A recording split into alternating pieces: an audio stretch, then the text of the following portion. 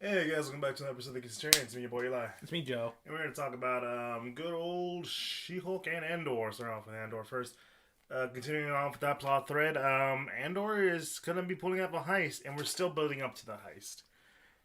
Yeah, I think we've mentioned it before. The show is very slow in its pacing, but I think It works. It completely works, especially in this episode. yeah, because I think you've turned around a little bit on it. Because I was hinting at that we're probably gonna that slow build up is gonna be there for like anticipation, suspense, all that stuff for this heist because it is supposed to be they're stealing from an imperial munition compound or something like that. There's gonna be a lot of security, all that stuff. They gotta they're doing their basic training and all that stuff, trying to like make sure they look like. Basically, making sure like they sneak in well. Like it's think of the movie, think of like the Ocean's movie and how like they have to like ensure that hey, this is how it's gonna work. Yeah, it just like drills and all that stuff, and obviously the tension between everybody, mainly Andor and the rest of the group. Well mainly from certain individuals who are like, I don't trust this guy. Like they're asking questions and stuff, and like once Andor sort of like turns his back and leaves, it's like I don't trust that guy. I'm gonna be honest, I really don't. Listen, man, I don't blame you. Yeah, so it's a lot of that we get to see sort of essentially a payoff of those moments of like, hey, listen, all right, we got bigger things to worry about. We're a rebellion. We gotta do our rebellion stuff. We can't be questioning who we are and why we're here. We got a job to do, and we also continue the side plot from the previous episodes. Well, mainly the two ones. One with Mon Mothma, just sort of just seeing how her regular life has been. She doesn't have that great of a home life. No. It's her it's daughter kind of funny. is just a pain in the ass. She's so annoying. And her husband just she seems like she's in a loveless marriage at this point. Does it? Does it seem that way? It does. It kind of does to me because the husband doesn't seem to very much care for her. Yeah. Her like political wants and needs and stuff, and he's just like. I feel like he just doesn't know. I mean, I don't know. I mean, I'm pretty sure he doesn't know that she's funding the rebellion. Obviously, but he's probably more like. Whatever. I think the daughter doesn't know, obviously. Yeah, I mean, the daughter is just like, it's always about you, isn't it, mother? It's like, sweetie, I just wanted us to go out and have fun. I thought I was gonna take you out somewhere, and it's like, no, fuck you, mom. Such a very childish. Yeah, no, she's a teenager. Yeah. She gonna do teenage things. And the other sort of interesting sort of tidbit is with Cyril, I believe is his name. The disowned security chief guy living with his mom. Classic, like, hey, I knew you were always gonna be a disappointment. Let me call in some favors from your uncle. And it's like, no, I know what this is gonna be. Let me figure out how to do this on my own. It's like, no, I know better. She's even serving him like basically milking cereal. It's like he's a kid. So demeaning. I was like, man, no wonder he didn't want to come back home. No wonder he wants to like climb the ranks so fucking fast and like prove himself because this is what he has to go back to if he fails. Just to I'm pretty sure there's quite a bit of people who watch this scene that's like, oh yeah, no, I get that. Oh, I get that. Yeah. No, overbearing mother. I just oh my god, constantly being a disappointment to your parents. And it's not making fun of him. No, it's like this is just the situation he's in. It's like it's not played for laughs. He's just sort of like, Jesus Christ, I just want to get the fuck out of here so bad. And it's not playing like, oh, I don't want to leave you, mother, or anything like a Skinner type from The Simpsons, right? No, he's like, I really hate you. I just need to figure some way to get the hell out of here. My whole life has been I need freedom. Yeah, so you can definitely kind of at least somewhat sympathize with the guy now, where it's like, all right, yeah, I get it. I get why he was so gung ho about all these things because this is what he got. If this is what he has to go back to, if he doesn't like do well at his job, then obviously you gotta. Yeah, and again, it's not like it's again not making fun of him. but it's just so fucking funny how it's just like it feels so real. It's so real. It's like I think one of the writers is like, no, this is me when I was trying to find my place in writing. You know, like, yeah, this was me when I, went to college for, the script degree or whatever, and my mom was just upset that I didn't get a real job or whatever. Mm-hmm. And it's like, wow, this is close to home. Yeah, it's pretty, yeah, and, like, I think what works about, like, it's just a weird thing, because it feels like, it's like one of those weird, like, a moment in, like, a Star Wars, this is a Star Wars property, like, yeah. It's very fantastical universe, but yeah, this is like probably the most mundane and like realistic situation. That's what I was thinking the whole time, right? Because it's like, man, this is like the most human it's been, and it's sad. Yeah, it is the most sad thing ever. There's no like, space wizards or like, rebel or like hightail rebellion adventure. It's just a normal dude having to put up with his mother. Yeah, coming back to his mom and then just having to be like, Jesus. That's world building, baby. Yeah, I think the funny part too is that he actually does mention like, hey, listen, I had a place for you back when I was working. You could have come there if you wanted to. And she's just like, no, I didn't feel like doing any of that. It probably just implies that she was still disapproving him even when he got that sort of position of like being like a security chief or whatever. Yeah. So it's like, what the fuck do you want him to do then, huh? Like that's what I'm saying, right? It's not painting as sad. It's like he wants to get out, obviously, but also it's just like, holy shit, dude, he got it. He's like actually helping out his mother. That's something like that's such an admirable thing to do. But she's such a like no. But that's also such a real thing. Yes, yeah. So yeah, it's just like that sort of like, I think I really like think this is sort of like leading off to his own sort of little character arc, hopefully, because we know there's more seasons. Yeah. There's gonna be more. This makes me feel like there's gonna be more with him, like because obviously like the fact that like we're still following him even now, and like the episode. Like his whole bit ends with him looking at like the little wanted thing for Andor or whatever, and sort of giving us sort of this idea of like he, like maybe for him the path to redeem himself is to catch Andor. He becomes this like straight up dude who's willing to like go out there, like guns, like basically become like a vigilante, just like Andor. I'm coming for you. Very, I don't know. It would like be a very cat mouse sort of dynamic that they might. Sweetie, come down and eat your blue milk. Have your blue milk cereal. No, I must find Andor. It's the only way I can redeem my honor. I'm now imagining this whole scenario just being Avatar. It will become Avatar if he got like his like a facial deformity. He gets a burn or a scar on his face, and it's like, I must get Andor to retain my honor.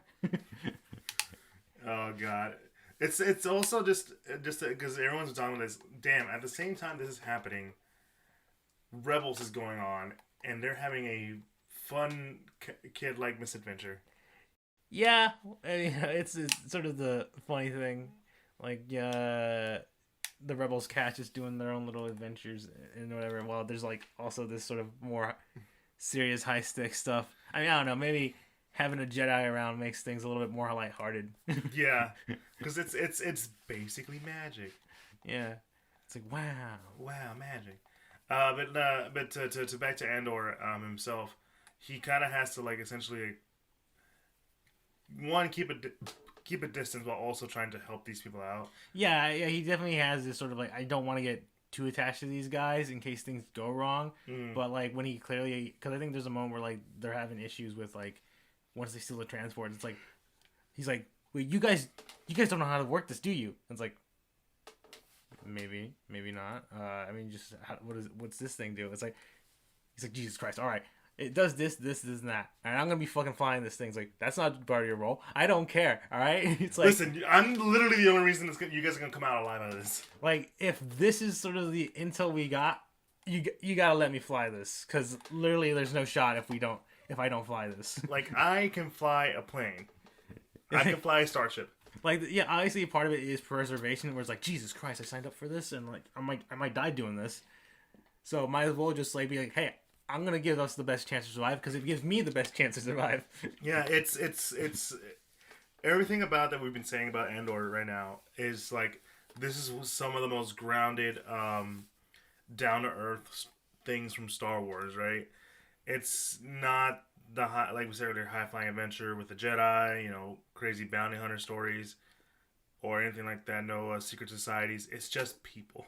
Mm-hmm. And considering that this is essentially like the lead up or the build up to the Rebel Alliance, you can kind of understand why they chose to do that. Because when you think about it, there is oftentimes no Jedi or bounty hunter, Mandalore or whatever to help you out. It's just you and your own two hands. I mean, yeah, we gotta think about it. Like, obviously, not discounting Rebels or anything. Yeah.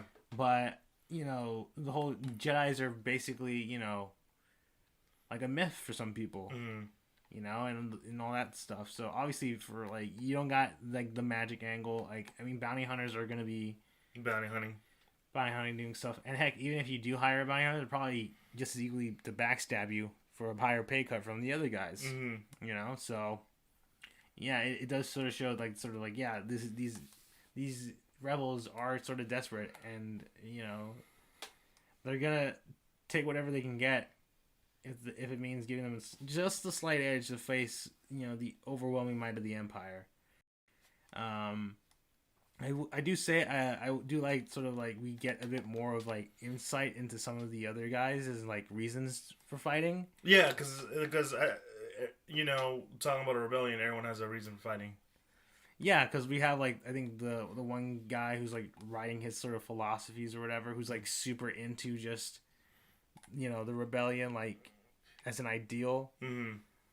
And then you got the other guy who's a bit more like, I'm just here for vengeance. The Empire messed with my family, my brother.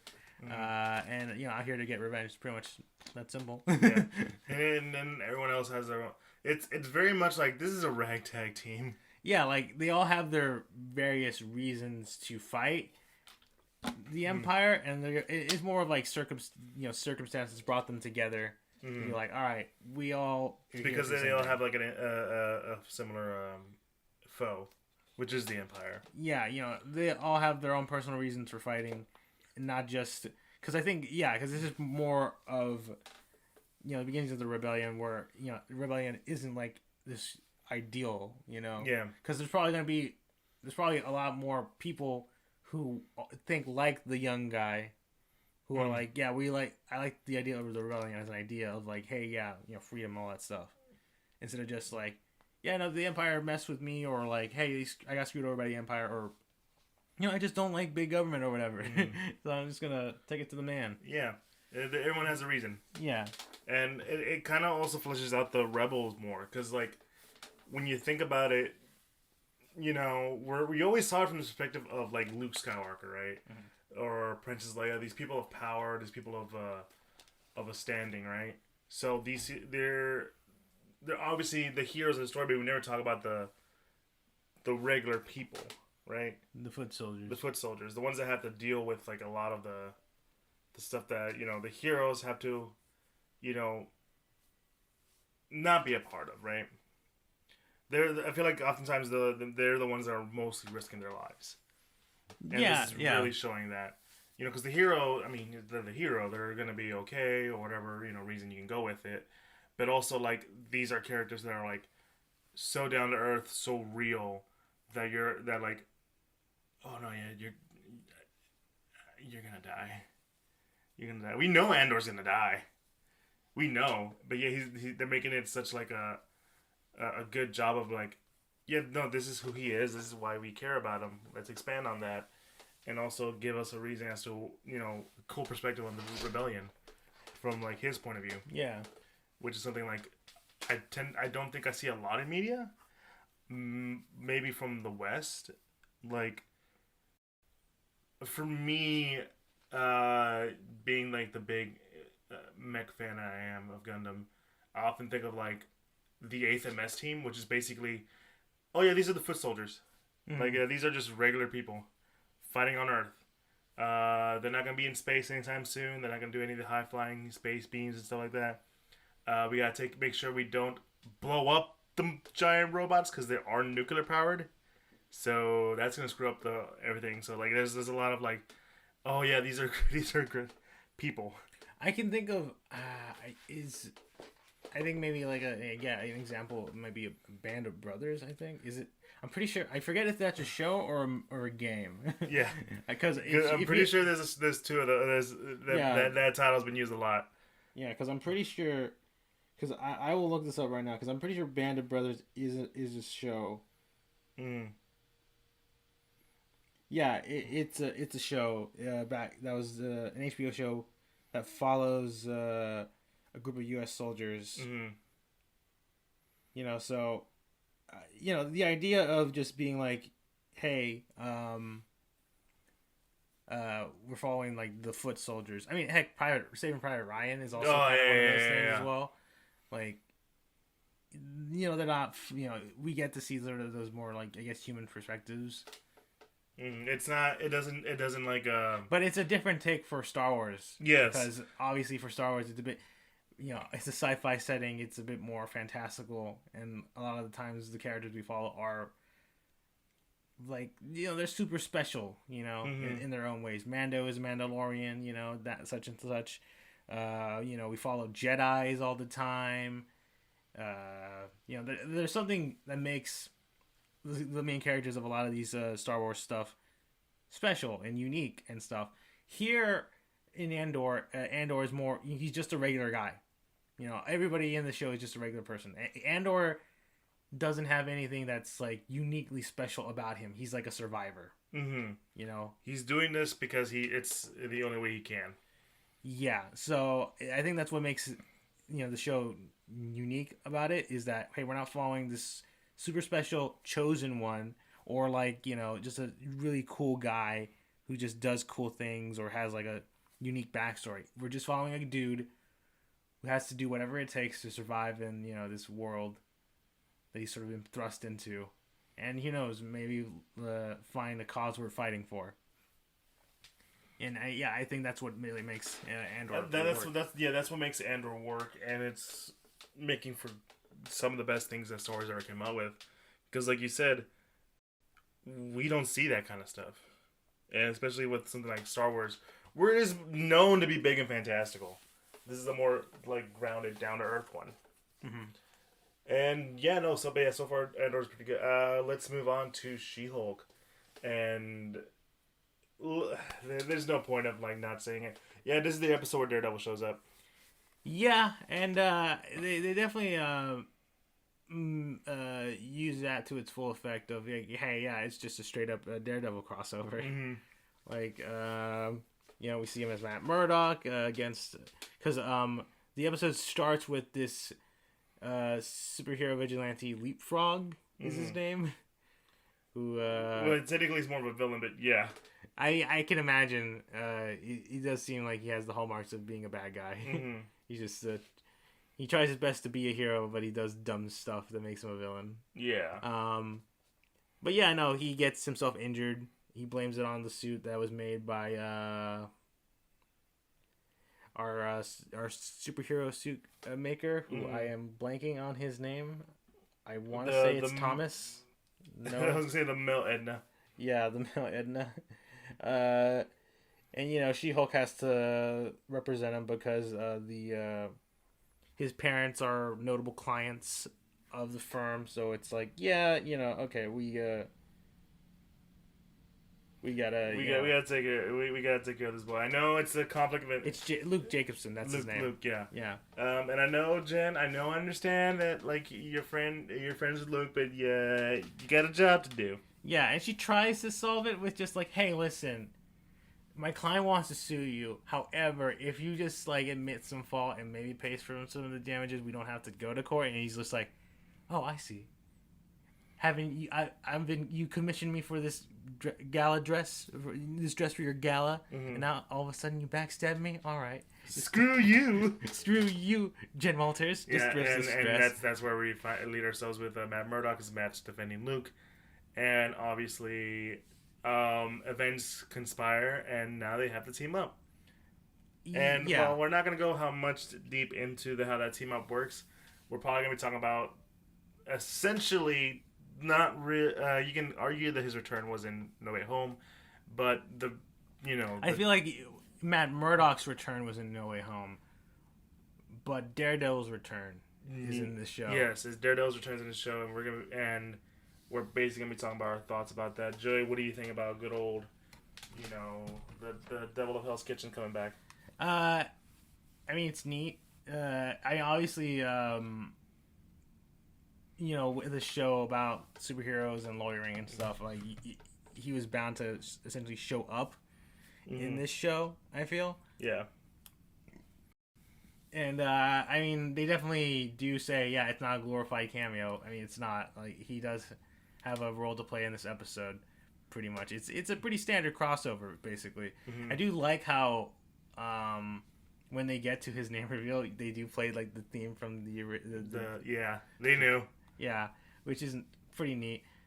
I do like how the costume looks for the most part. It does harken back to his like yellow and yellow and red span outfit, which is kind of nice. I'm kind of wondering if they'll continue to use that for his show or not. But yeah, he feels mostly. I think he feels mostly more or less the same character as from the Netflix show. I would say I 100% agree. He feels like he was like the way he was written in the previous show.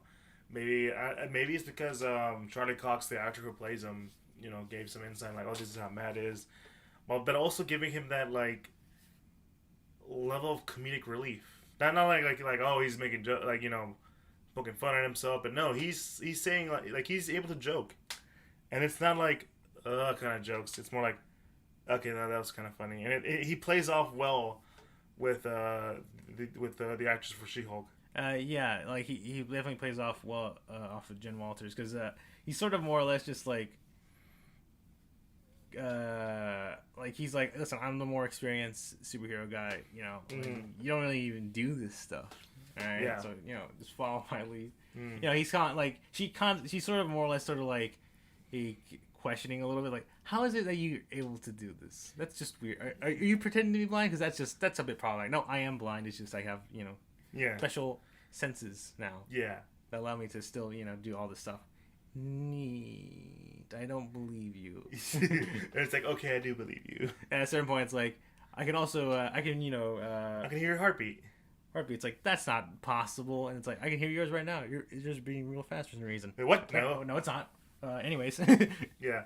No, their back and forth is great. His actions is great. Like, his comedy just feels like nothing that is like egregiously over. No, and because I think like this. I don't know. Like, obviously, there's probably gonna be some people out there that feel like. Daredevil shouldn't be a jokey guy. He should be serious all the time or whatever. But I feel like, I think, because we've mentioned this before, I feel that the Daredevil he knows when to lighten up, and I'm pretty sure in the show itself, like, he has been able to like at least crack a little jokes here and there. Yeah, he has. I remember those days. The Defenders show probably has that a lot too, but no one wants to remember the Defenders show. No. But yeah, it's neat. It's sort of great to see Daredevil back, being like more or less officially part of the MCU and stuff, and know that he's sort of out there. And we still get a little bit of like his little lawyering stuff, like showing him, yeah, he's a pretty good lawyer. He straight up is able to like get this court case dismissed like that. And maybe because he's super powered as well. Because there was a moment I'm like, Matt, did you just you rascal, you. Well, now he didn't do anything bad, but it's like, oh, you. Yeah. Now that one was funny. That was a good joke. Um, aside from that, aside from like the epic return of Daredevil, which is done right. To your point, I feel people will be upset with like how jokeful he is, but I've said this before and I said this again. Oftentimes with comics, different writers will do different things with characters, even if it's something that you might not like. It's still in character, and it can still be written in character and like not as egregiously as bad as people would expect. Matt isn't just an angsty, not an angsty, but like a dude with a lot of problems. He can lighten up. We've had that before. Yeah, I mean, like I feel like this Daredevil is one that is a bit more tempered and experienced, and he sort of has that sort of I think that's helped him at least be a little bit more like less reserved, be willing to like obviously the fact that he's like working doing team up with She-Hulk shows that he's willing to like work with others and stuff like that, and he's not as like worried about say maybe revealing to She-Hulk that he might have a secret identity and all that stuff, Yeah, there's still some like there's some things that like in this world some people still have secret identities. Yeah, and also fun bit, we do learn that the Sokovia Accords were nulled. Yeah, they were that null and void. Yeah, so, null and void. No longer a thing. Which is kind of a neat sort of like world building detail because it just now shows that superheroes can go out and do superhero stuff again. Yeah, well, yeah, because like when you look at like the stuff that She-Hulk's going through, is like, wait, isn't there something involving the Sokovia Accords or like no longer a part? It's also probably why they established the superhero law firm. Yeah, because it's like there's gonna be some like superheroing doing some crap. That's might end up doing some dumb stuff. And, we're here to help out. Yeah, and that's what we're here for, which makes total sense. Nice that they just now to let you know that that's a thing. Mm-hmm. But aside from that, I really enjoyed it. Obviously, that's not where the episode ends because there's a lot more going on. Let's just say it was a little weird for me, right? I like the mess. I like what was being said, but it felt a little weird. Yeah, I can kind of see what you mean by that. Because the episode ends off with the gala, She-Hulk getting the award for like best female lawyer, or whatever of the year. But it gets side-railed by this this little hacker group that's been in the background for a lot of episodes. I think part of my brain wants to say it's Incognita. It's something like that. Yeah, it's like a weird like like it feels like it's supposed to be like a 4chan-esque anonymous board or whatever. Yeah, kind of thing. And they sort of basically kind of are there just to ruin her night, and she kind of hulks out. Like, I mean, she's already in She-Hulk form, but she actually sort of hulks out. Because remember, her explaining that she is very good at controlling her anger. Sometimes anger can get out. Yeah, and like she straight up is unable to like say words at that point. She's like straight up just growling like a Hulk, like she's like, and stuff, So it's super.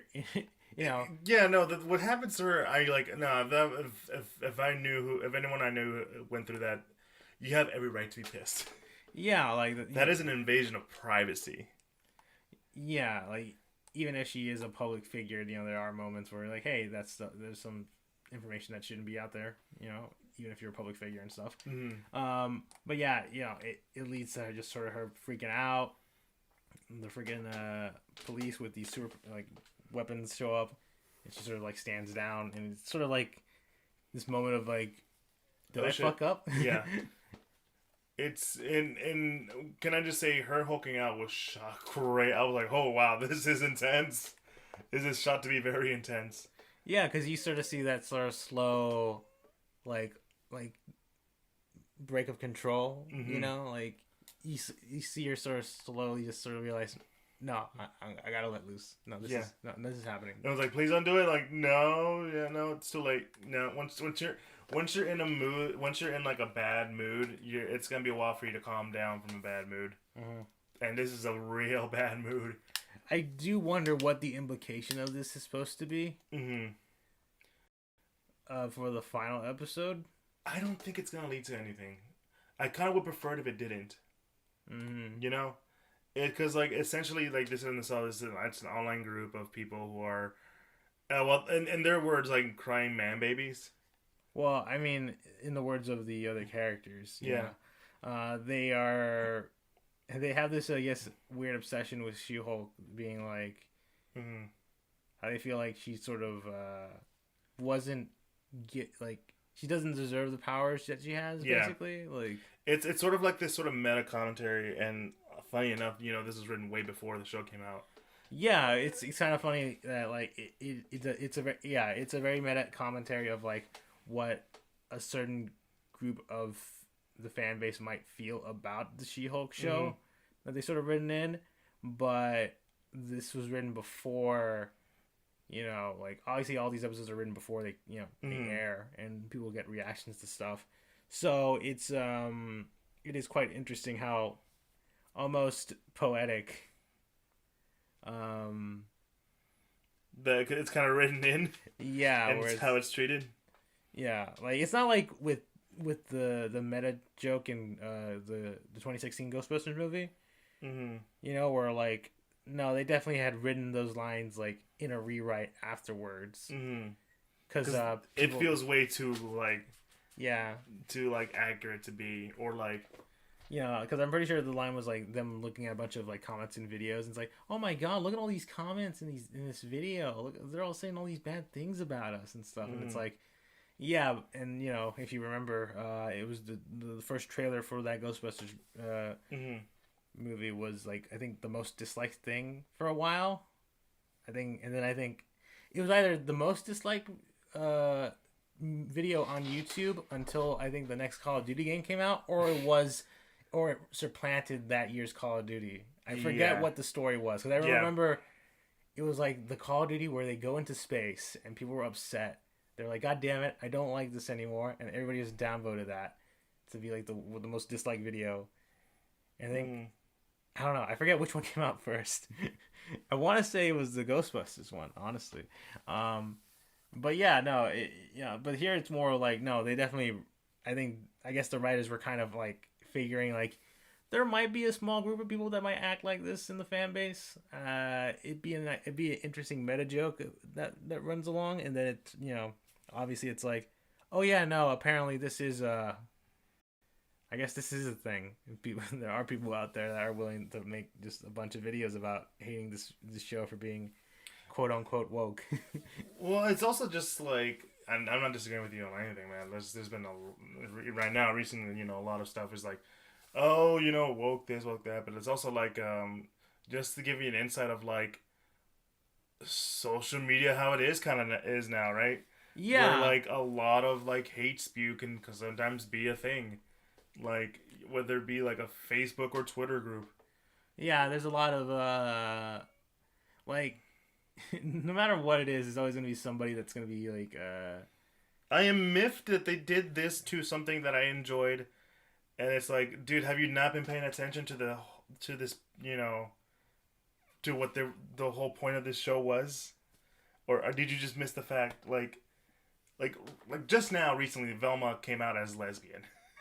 Yeah, she there's like a new Scooby Doo like direct to DVD movie or whatever, and like by the way, the animation for that looks great. And it is straight up just like her falling in love with falling for like a girl. Yeah, and everyone's like, what the heck? And I'm like, were we not all making jokes that she was? Yeah, I think that's kind of I think that's like the funny thing about that situation. Yeah. Of, like, people are like, oh, it's woke Velma, why is she a lesbian now or whatever? And it's like, didn't we all make jokes about Velma being a lesbian? If we were to like, if the next big thing to come out of Scooby Doo which I'm surprised there are people that care enough about the lore of Scooby Doo. That it turns out when Scooby and Shaggy eat Scooby snacks, they sort of zone out and get a high, if you will, basically making them, potheads, if you will. It's like they were always potheads. Like that was isn't that the joke that people would make? It's a guy and his dog that live in a van. Like there have been so many goddamn jokes of them. Like the first live action Scooby Doo movie, straight up, like the scene with them in the van where it's like smoke coming out. It's like, oh, are they? No, they're just cooking some meat. But you thought they were smoking weed, and that's the joke. Well, he ends up. Well, Shaggy gets with a girl whose name is Mary Jane, and he's like, "That's my favorite name ever." It's like, oh, and wasn't it written by it was made by James Gunn, yes. James Gunn. And he's like, "Oh, James Gunn, you knew what you were doing." Yeah, so like, it's just one of those things of like, Well, even he wanted Bright Velma to be gay, as I recall. Yeah, I mean, it feels like it's one of those moments where like it's just kind of like a fan like theory that like seems like this makes a lot of sense, and then when like the actual like creatives and stuff are like, you know what, yeah, let's try that. Let's see how that actually that actually kind of works a little bit. Let's try that. It's like, how dare you? And it's like. Yeah, because like that's basically what's going on with these internet trolls in She-Hulk, right? They're like, because I remember one of them saying like, she stole the Hulk's powers. I'm like, she didn't steal the Hulk's powers. If anything, she just got them by accident. And because I mean, obviously, these people don't know the full story of what happened to Jen Walters. Obviously, in the MCU, right? They don't know what happened to her. All they know is that, oh yeah, she's just a Hulk. How it happened. Did Jen explain? We don't know. She's probably just like, yeah, no, I just have Hulk powers. I got him from my cousin. Yeah, that's all she says, and that's all. Okay, that's fair enough. And obviously, there's probably people in that it is a sort of a take on like how like social media outrage is and all that stuff. And and like right now, it's a lot of like this kind of like, oh, they're being too progressive now, which is weird, because like, why do you care? Yeah, it's this weird thing of like, honestly, I feel like half of it is just people wanting to be angry, just to be angry.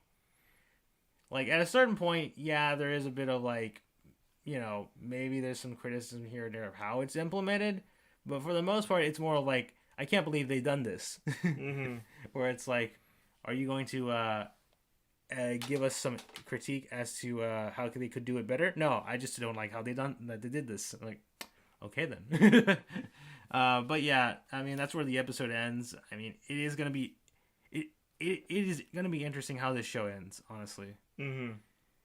Because I don't really know how it's gonna end. No, because I mean, it still feels like there's like the setup for people wanting her blood and stuff.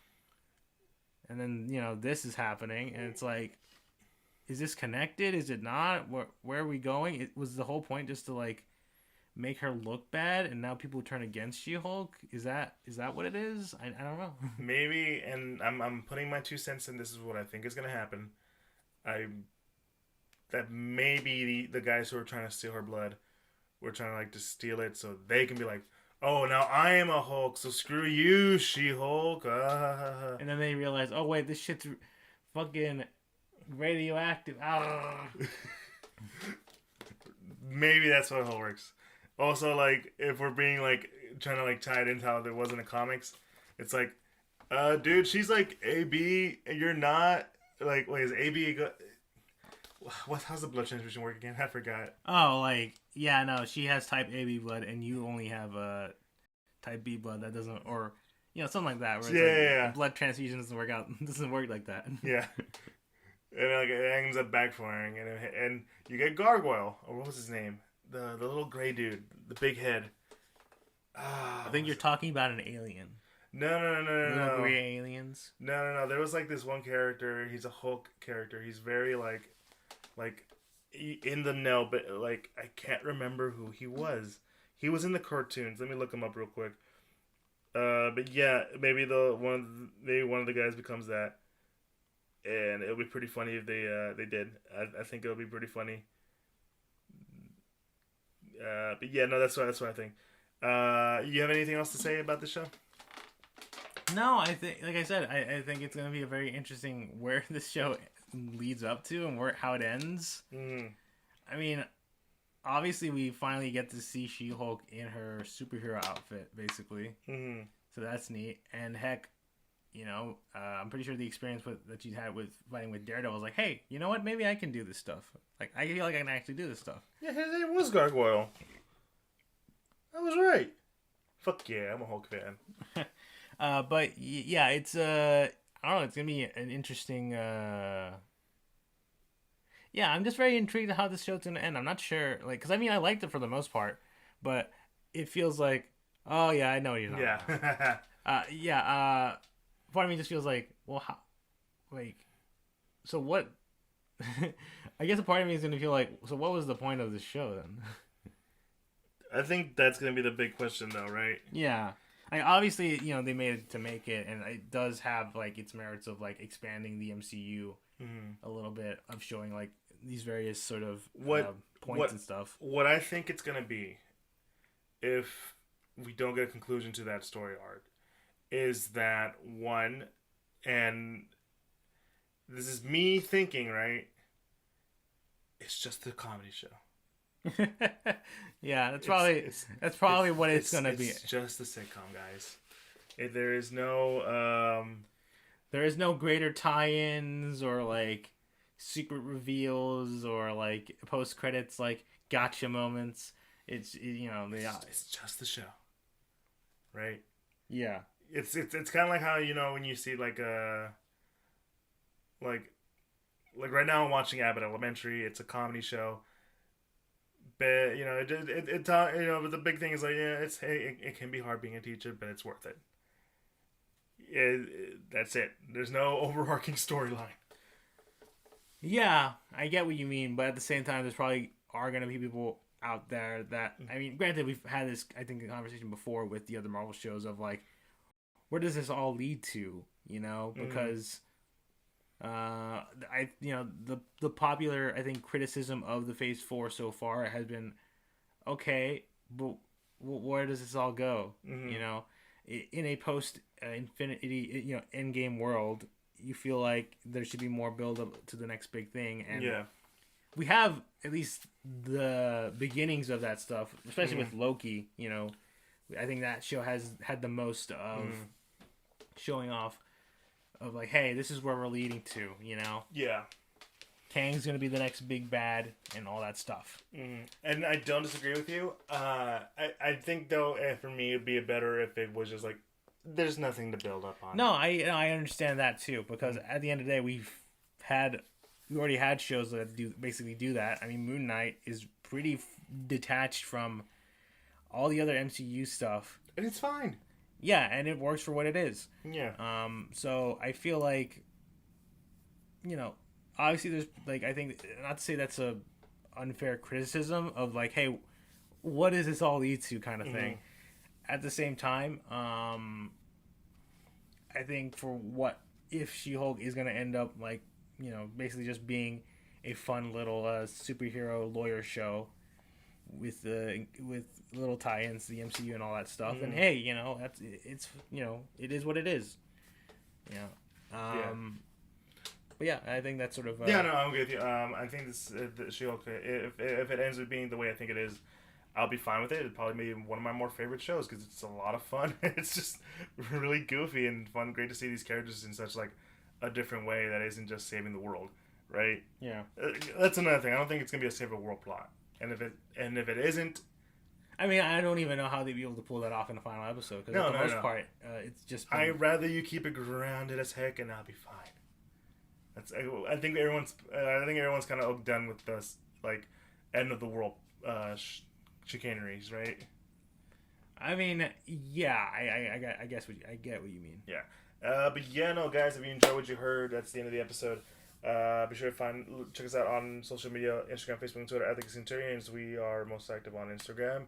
There you'll find a link tree to all the podcasts that we're officially part of, like Apple Podcasts, Google Podcasts, Spotify, Pandora, all the good, and also a link to the YouTube where you can put a face to the voice for all you audio listeners out there. Be sure to like, comment, subscribe, hit the bell, all that good stuff. And we do have a Patreon for support in any form of way. And yeah, that's it for the episode. We are coming to the end of She-Hulk, so we might do an episode entirely on that, as well as Werewolf by Night, which we didn't have time to check out yet. Well, I mean, it comes out tomorrow. Well, at the time of recording this, it will come out the next day. Yeah. So, yeah, I definitely... And scheduling's a bitch, so we gotta have to like push some stuff back. Yeah. But anyways, guys, have a good one. It's been me, your boy Eli. It's been me, Joe. You guys have a good one. Peace.